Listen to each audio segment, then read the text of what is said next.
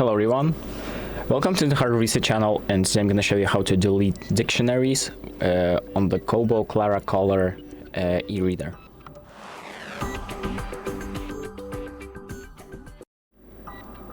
So the first thing that we're going to do is go to the More tab, so this tab on the bottom right, and then we're going to go to Settings.